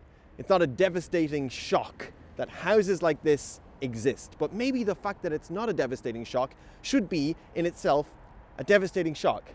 How about this? There are 10,400 people registered as homeless in Ireland. Now, the real world figure is probably higher. I've been, and I know people who've been homeless, and we didn't register for jack shit, but let's pretend it's only 10,400. Pretty high, especially for a country that still thinks of itself as a welfare state. And do you want to guess how many empty properties there are? And we should bear in mind that probably only a certain percentage of those properties would be safely, comfortably habitable. Let's not let bleeding heart liberalism affect our judgment. All those caveats aside, the number of unoccupied properties in Ireland is 170,000. 17 properties for every one homeless person. Seems a bit weird, doesn't it? A bit big? Surely some of them are habitable, at least some. Ireland is in the upper range for homelessness in terms of Europe, way up there in terms of the number of empty properties, along with Greece, Portugal, and actually the countries that had to be bailed out in the financial crisis. Isn't that funny? And we are also in the upper range in terms of how many people rent versus own their own homes. About a third of the population. But here is the kicker. You're about to get kicked. We are record breakers. #1 spot in Europe in terms of how many sitting members of government are private landlords or property investors or property moguls. I'll just pick some random examples. Timmy Dooley. He's a Fianna Fáil minister with a big property portfolio, double jobbing as a landlord, as if either of those things is a real job. And he was caught getting other people to actually cast his votes for him. So he wasn't even going to work. Simon Coveney, former Minister for Housing, and to be fair, former landlord. A lot of the lads in government are former landlords, but Coveney is interesting because his brother Rory is head of programming at our national broadcaster, RTE. What makes a house a home? And he still is a landlord. And they have another very wealthy brother who's a hotelier. In fact, they'd all inherited a property business together from their father, who had also been a senior government minister and had resigned during allegations of corruption. Bertie Ahern. He was a good one because when there were investigations into corruption, he famously said he didn't have a bank account and he was Minister for Finance. I think the general commentary was that he was attempting to some extent to hide some of his finances from his wife. That was generally what people thought at the time. Now, that was largely believable. He said he appeared to be hiding finances from his wife in the course of judicial separation. What do you think of that? That certainly was a regrettable practice, and I think it was wrong. Are you familiar that that in judicial separation proceedings you have to swear an affidavit of means? Isn't it just fantastic? Fianna Fáil thought this was fine because all the poor fella was doing was hiding money from his wife. I don't think he ever said he was hiding the finances. No, but you said it. Well, Vincent, what I'm saying to you is what you said. that he... So when tenants' rights are being codified in law, when rent caps are proposed, eviction laws, those decisions are made by people who receive or have received or are related to people who receive an income from renting to the class below them. And moreover, when tackling what is considered an emergency in terms of current homeless and homeless to come, the regulators, lawmakers and politicians will not and cannot enshrine the right to housing as a responsibility upon the owners of capital. The owners of capital, which is them and their family, cannot be responsible to the rest of the population because it would interfere with their finances. That's the system. But hey, hang on, a lot of these politicians are accidental landlords. They inherited this stuff from their parents. They were trying to upgrade, were misled by the banks, fell between the cracks in the financial crisis. Their take-home pay isn't even that much. They're on the brink of not being able to afford the BMW. That's an expensive European car invented by Nazis. Stephen Donnelly, there's a guy, elected representative, argued for years for tax breaks for landlords because quite a few people in Ireland had become accidental exploiters and found themselves in negative equity when the equity of the properties they'd accidentally purchased fell below the cost of the mortgage that they shouldn't have pretended they could afford in the first place. And the only solution was to charge someone else to live in it who would never own it. Good thing Stephen Donnelly, Fianna Fáil representative, was there to fight for tax breaks and allowances. After all, Ireland's incredibly low corporate tax rate, that's also a thing covered in this video, awful business. Ireland's incredibly low corporate tax rate meant that international property businesses were actually paying far less tax than individual landlords. Stephen was also a landlord and he wasn't actually registered for tax. Don't worry, he paid a fine, €100. But you know what, Stephen, in spite of the fact that while you were making these arguments, you were a landlord renting out a lucrative property in Dublin and you weren't registered with the PRTB and you kind of kept it to yourself, in spite of the fact that your political party is the one that decided to set the original low corporate tax rate so you could gamify our GDP and overvalue our international bonds, dooming our economy, and despite the fact that when our economy did inevitably crash, your political party sold all of our assets to pay investors and you used the decline in property prices to buy yourself a second property. In spite of all of that, I agree with you. I actually agree with you. I agree with you in that there are 170,000 of these and a huge amount of people desperate for somewhere to live. I agree with you that our corporate tax rate is a joke and the people of this country, I sound like a politician now, don't I, are being exploited by international property hedge funds. There are about 500,000 occupied rental properties in Ireland, but when you look at properties available to rent for new tenants and the currently unhoused, right now, at time of recording, for a population of 5 million people, it's 392 properties. It's queues out the door and around the street for half a bed in the middle of nowhere. There are 170,000 properties and non-liquid assets. That wealth is just sitting there and the wood is rotting and the money is depreciating. In some way, it must be financially prohibitive, at least some of the time, to be a landlord. They are dropping out of the market. That figure of 392 is down 40% from June. It's the lowest availability of rental properties since records began. And yesterday, the day before we filmed this, which was the 23rd of November, the government voted down a motion to declare the housing crisis a national emergency.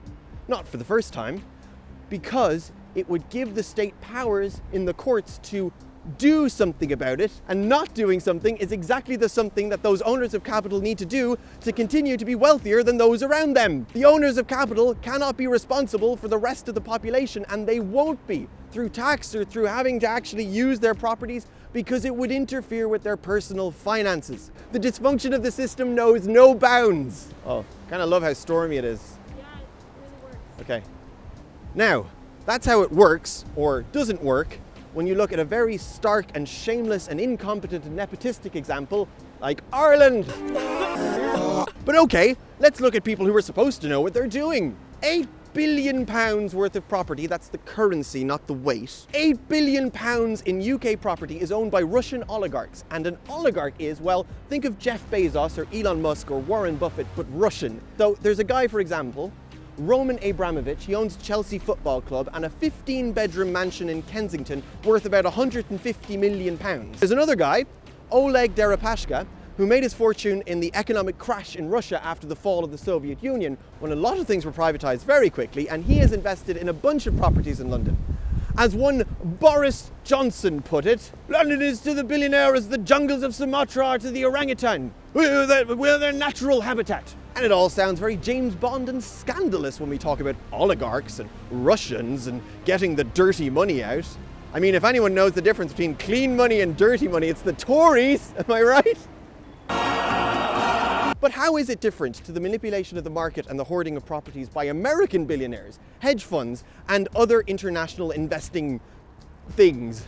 How is it different? When in recent months the British government has actually frozen these assets, so they can't sell them or do anything with them as part of the sanctions against Russia owing to the ongoing war in Ukraine, well, that's the state interfering again, isn't it? That's absolutely the sort of thing that if it was applied wholesale to all billionaires, it would end world hunger and mean housing for all. Please bear in mind, I am not opposed to billionaires like Deripaska and Abramovich losing money. I quite like that, actually. What I'm pointing out is that big, scary states like the UK with a lot of military and policing power actually can just decide where wealth goes domestically. They can seize the assets of Russians and Libyans whenever they feel like it. Because the war is an opportunity in many ways. It certainly is for Centrica, the parent company of British Gas, who, despite telling us the war in Ukraine is the reason for inflated gas prices, are recording record profits. It's the same with tons of parent companies and investors. But surely, even so, on some kind of very basic risk junior global political level, surely it is more of a gamble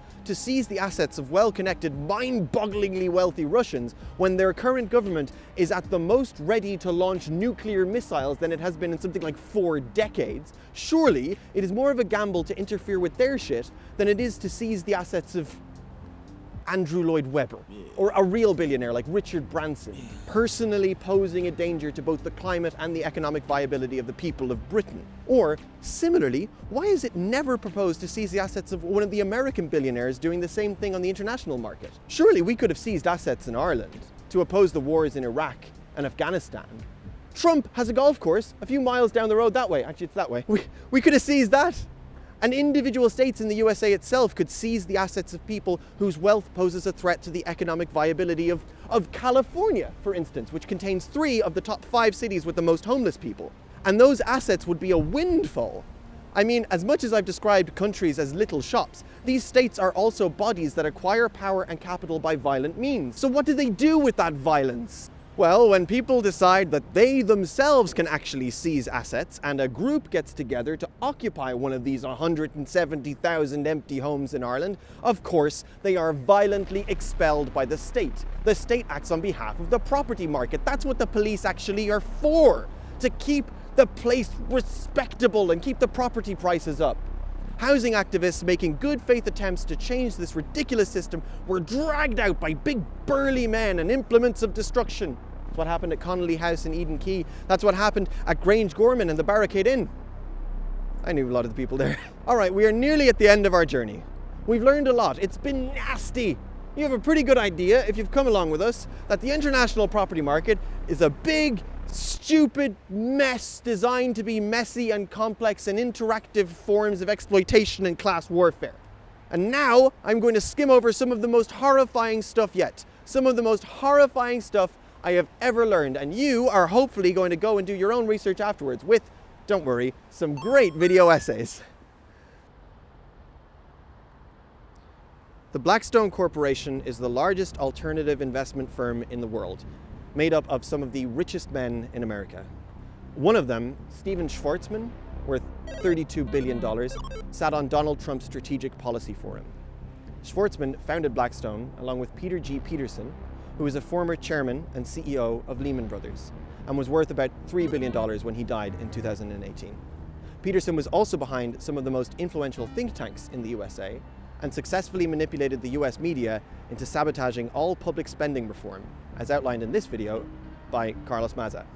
The current president and COO of Blackstone is a guy called Jonathan D. Gray, who's worth about $6.1 billion, and also owns the Hilton Group of hotels and is a huge donor to the Democrats.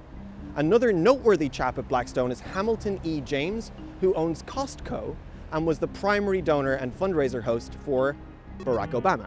And let's not forget Christine Anderson, who started her career at the press office of the White House during Bill Clinton's presidency and is now the global head of corporate affairs at Blackstone.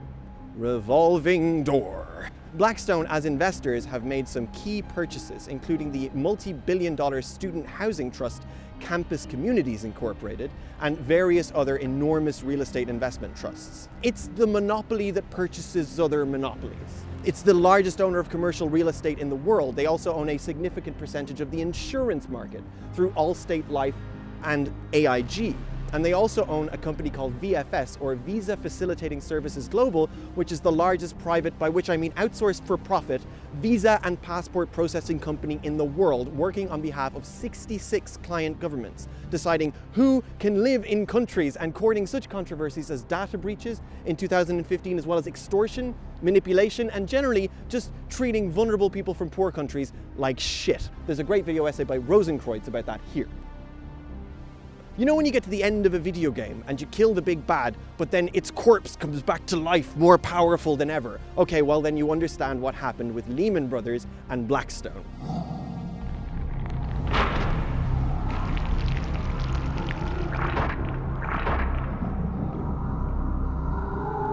Once they were big enough, they could just cleverly decide their monopolies. And with their success rate, growing total assets under management 30% year over year to a record $951 billion. I mean, you just have to trust them with all the hedge funds. Line go up. Biggest owners to the Democrats. Most influential think tanks telling us billionaires can't be taxed, and the US can't afford to invest in anything. Global hegemony on the international market. The movement of people. The cost of insurance, the cost of property, the cost of rent. Have you ever wondered why everything is exactly the way it is?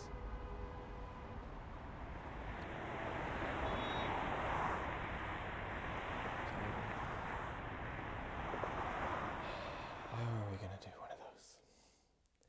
One of my favourite episodes of Grand Designs is Olaf and Fritha in Billinghurst in West Sussex. That sounds like I'm taking the piss again, but those are all real words. They built this house in a triangular bit of land between a main road and a railway line with a cool trapezoidal kind of design. And that was already challenging enough to get the Grand Designs production team wet. But then they find out they're also building the thing over a sewage line and they can't dig half the foundation. But there's no phasing this awesome couple. Olaf is a carpenter and is doing a lot of the stuff himself anyway, so they just buy a double-decker bus, convert it, make it a bold component of the overall property. And they're so happy. They're so in love. It seems quite genuine. That's the ultimate aspiration, I think, to keep your head and carve your path and move with love. And yes, there is definitely privilege at play. These people are Vikings, and Vikings definitely stole land, but I still respect the ingenuity and the no fucks given approach. And that's where we come in. This is the part of the video where we say, why this capitalism housing market business is so bad. I really think we ought to put a stop to it. And then you go, yeah. And maybe 5 minutes after the video's over, you're like, wait, what the fuck do you want me to do? And we're like, I don't know, video essayists, bisexual lighting, bench bureau is a poop, bench bureau is a poop. And that's just not good enough this time. Not urgent enough, not practical enough. So buy a fucking bus. And park it wherever the fuck you want. And if you can't afford one, get together with a cooperative and buy a bus. And squat. And if you don't know where to squat, find people who do and squat with them. And protest. And protest hard. But that is still not enough and not urgent or practical enough. The housing market is not actually a market driven by supply and demand. Or at least it has bad market feedback in that you have very little choice in what you can purchase and when and how. Even the people buying houses as consumers, the vast majority of them have little to no leverage over the sellers. They're locked into availing of real estate agents by limited options, exorbitant prices, legal constraints, and jargon and complexity. They're locked in to availing of banks financed by investors because the sums of money necessary don't exist for regular people any other way. And actually, a lot of these mortgage holders, including the people who are accidental landlords, are about to be horrifically screwed by another bust, another mortgage crisis, and more negative equity. And if the recent ideological dog whistles, the pronounced absence of subtlety in uber wealth culture is anything to go by, the consequential mechanisms of wealth hoarding and eroding the middle class more, it won't be subtle. It won't be nice. Look at the politics that have been normalized. God help me, I'm going to say it. You are best to identify with every victim of that system, including the single home landlords, including farmers, including landowners, including all the people, so many people, who vote against their self-interest and place active blockades to our progress, or worse, act as foot soldiers on behalf of their masters in the class war. Because you need to be engaging in serious and urgent persuasion tactics as you simultaneously make all preparations for collectivist living. Because it's happening. I mean, look, it already got conspiratorial enough in the last section of the video. Don't have an anti-Semitic reaction, by the way, please. Plenty of people at Blackstone are Gentiles. Warren Buffett is a Gentile. Calm down. Converting to Judaism might actually be a good idea for some of you particularly directionless and unhappy leftists, just saying. But there is a wealthy elite. That's uncontroversial. And instead of it even needing to be a conspiracy, think of it instead as an ideological hedge fund, adapting to the zeitgeist, to political developments, to recessions, to global pandemics, to unforeseen consequences of financial tactics. What you have are people with the means, the time, and the will to invest in understanding furthering their own security within the system, way up there in uber wealthy land. And isn't that what we're all trying to do? To be safe, to be free, to be empowered within your own existence? It's just the capitalist dream to do that on the hill, safely behind barbed wire with maybe your family, if you can manage to get your wife to not leave you, which a lot of these billionaires seem to really struggle with. Well, we're not going to get the house on the hill, are we? That's ridiculous. That measure of success and human freedom is unavailable to us, and thankfully, kind of outdated and ugly. It's being revoked from our parents and our middle-class peers anyway. You're witnessing the cost of living crisis. It's class warfare. It's wealth acquisition. But where does it end? Ultimately, a few boom and bust cycles down the line, where does it even end for the comfortable? Are they going to just rip up the electricity pylon outside of your house, excuse it as standard maintenance, and then say to you that'll be an $8,000 reinstallation fee? It's standard practice. Now, what's to stop monopolies from doing that? What are you going to say? No? Well, good luck in winter. And we could all improve our understanding of these housing policies and economic phenomena with the help of economists, actually. I know I've been giving them a hard time, but plenty of economists actually have very good politics. And we could write to our local representatives, and we could vote left and transfer left and give them hell. And we should. None of these things are mutually exclusive. We should absolutely be prioritizing political movements that are pro-wealth taxes and vacant property taxes, banning evictions, tempering the housing market, heavily policing soft corruption and nepotism. We can and should make it so it is prohibitive to hold on to a vacant property or unused land. That land should be taxed to oblivion or sequestered by the state. Because as it is, with land being this ridiculous commodity that escalates in value, it makes way too much sense to just hoard it and have it increase in value. That's happened in Ireland, in Manhattan, in London. We can legislate it away. But will we? Will we? Wouldn't we need real voting power? That's like rapid incremental change. Liberals on steroids. And maybe we can, but we'd have to really cast a wide net for allies. Be very well informed and very convincing. Face a hell of a lot of bullshit. There's a guy on my Facebook page giving out about asylum seekers getting wardrobes. And we would have to never ever give up. But we can and we should, and it is not inconsistent with preparing for a revolution or a post-revolutionary world or a post-collapse world. In any of the above, community is the answer. Whether it's grassroots housing and land collectives, political canvassing, or teaching each other to grow food, or saving up to buy a bus, or preparing for some dark shit. Essentially, it's all made of the same tool, cooperation. Mutual financial assistance, like building societies that never become banks, that may allow you and a group of people that you already know and trust to get out now. In a way that's real, mutual sharing of knowledge that may allow you and a group of people that you already know and trust to survive. Mutual consciousness raising, so that whether it's an election or a natural disaster or a sudden political you-know-what, the people around you have your back. Getting people around you to have your back is the thing to be doing right now. It is fair and human and of course to aspire to that grand design's freedom and safety. But when it is atomized and saved up for and scrimped and manipulated into existence, it is the capitalist dream. The dream of the cultures that cause all of these crises. The cultures that have midlife crises and have divorces and buy sports cars and Twitter. We can develop a new vocabulary of aspiration. One that, in having an honest and frank relationship with the realities of climate catastrophe, could hardly be called idealistic. One that does not cringe at either preparation for doom, nor at the responsibility of the politically immediate. And you don't actually need to stretch your imagination to the horror or the detail of exactly what the climate will do anyway when these increasingly monopolistic service providers and absurdly wealthy bastards already pose such a threat to you and your loved ones. When they are already saying, good luck in winter. You can see that as a real possibility, right? You will probably never build a big mansion with a cantilevered roof like Squinton and Cloris from Somerset. Oh, bathroom! You may never save enough for a mortgage, or you may save enough but still be in perennial job precarity and never qualify for one. Or you may get one and then discover that the only kind you could afford was an intentional lie for a balance sheet so a country could borrow more than it was worth, and now you're homeless anyway. But none of that means that you cannot still be free, that you cannot come home, that you cannot get safe. You will never be middle class, but you can be comfortable. That middle class, the lenders and systems that seduce us to dream of escaping our servitude and blocking out the horror of inequality it's all built on, it was very short-lived.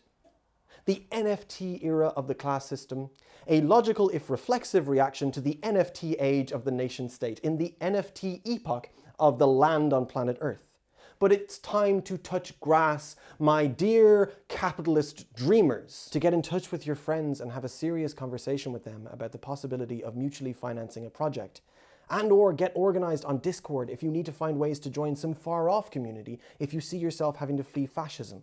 Or if you see yourself becoming a climate migrant. In short, to do. To do. And I am not exactly telling you what to do. I am not telling you to blow up your life. My legal team are at pains to remind me that I'm not doing anything. Bisexual lighting. But since you're going to daydream anyway, if you're going to aspire anyway, I invite you to the idea of dreaming out loud and productively and with friends.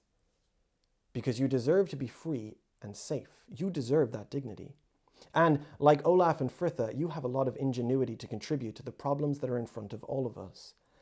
And when you get angry and you despair and you want to burn it all down, I invite you to do that productively too. Protest hard. Canvass hard. Put pressure on your parents and on your peers to identify with their fellow human. Tell them about what this system actually does. And tell them, this Christmas, to turn off the fucking TV.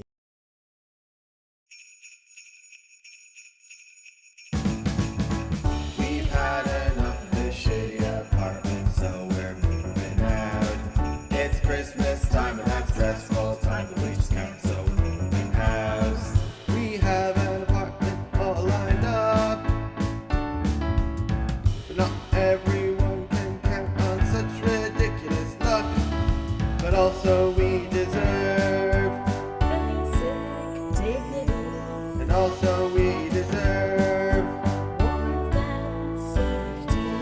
Not much of a Christmas song, but we're genuinely all upset. We've got children to think of. Have a Merry Christmas.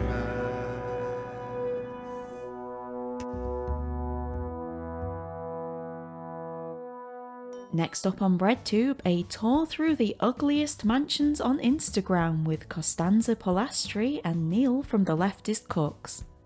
And over on BreadTube Extra, we have the adventures of Atom and Delilah, Retake the Earth.